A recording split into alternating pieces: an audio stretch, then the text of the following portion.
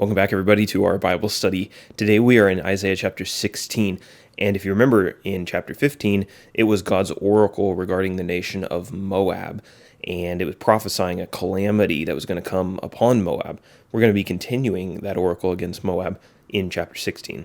I was doing a little bit of digging around to see if I could find any consensus on dates for when this oracle was delivered, and can't really find any, but most people were thinking late 700s BC, not far from when the oracles in chapter 13 and 14 were delivered. We do know that the fulfillment of this prophecy was supposed to take place 3 years after it was spoken. We're going to see that today in verse 14. The important figures for today's chapter remain the same: Isaiah the prophet and the nation of Moab, which, once again, I'll remind you that they were relatives of the Israelites through Abraham's nephew Lot. Although they were relatives, they were very often their enemies, and they were their subjects for a long time. They had to pay tribute to the Israelites, and that will come up at the beginning of this chapter. They inhabited the land immediately to the east of the Dead Sea. And then I've picked out a couple words that I felt like maybe could use some defining. These are all from the ESV, so yours may vary slightly.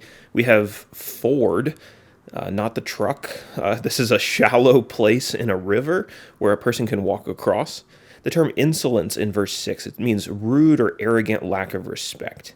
Lyre, we saw this one in the Psalms. This is a handheld stringed instrument, similar to a harp that has a U-shaped design. And then high place. See this towards the end of the chapter. This was a place of worship, usually set on the top of a hill or some elevated place. So we're going to talk about Moab going to their high places to pray to their gods for deliverance. I have entitled today's chapter, Moab's Pride and Downfall. We've got 14 verses to look at today. And I would say that this is not the easiest chapter to understand. It's not the clearest, right on the surface when you do a quick reading of it. Isaiah 14 continues where the prophet left off in chapter 13, talking about the destruction that would befall Moab. Isaiah advised Moab to, quote, send the lamb to the ruler of the land. Now, this may be a reference to a tribute of sheep that the Moabites were supposed to offer to the king of Judah. You can read about that in 2 Kings chapter 3, verse 4, and this is when the Moabites were the subjects to the Israelites. That's where this started. They were to send the lamb and acknowledge their submission to Judah. They would need to be in Judah's good favor when this calamity befell them. So on that day, on the day of calamity, the people of Moab would be scattered, flying like fleeing birds into the surrounding nations to escape this enemy threat that was giving them such a hard time and bringing this devastation on their nation. Interestingly, God instructed the people of Judah to offer protection and shelter to any of the Moabites who made their way to Judah. They were to conceal them and care for them until the threat had passed. The Moabites would definitely want the favor of the king of Judah for shelter during this prophesied calamity, but the text also indicates that they would want it in the future, because Isaiah prophesied that one day a righteous, loving, and just king would reign in Jerusalem from the tent of David, and the Moabites would certainly want to be on his side, and I think this is a reference prophetically to the Emmanuel, the king who is coming. But verse 6 seems to suggest that Moab would reject Judah's offer of mercy because of their arrogance, pride, and insolence. Maybe because they refused to admit that they were the subjects, the weaker nation, to the Israelites. So pride would be their ruin.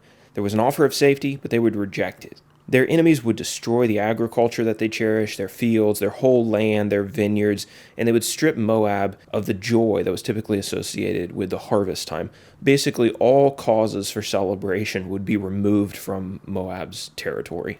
The Moabites would go up to their high places. They would look to their idols for help, but those false gods weren't going to help them, and no help was going to arrive. They rejected the help of the real God of Judah, the true God of heaven, and so these false gods weren't going to be of any benefit.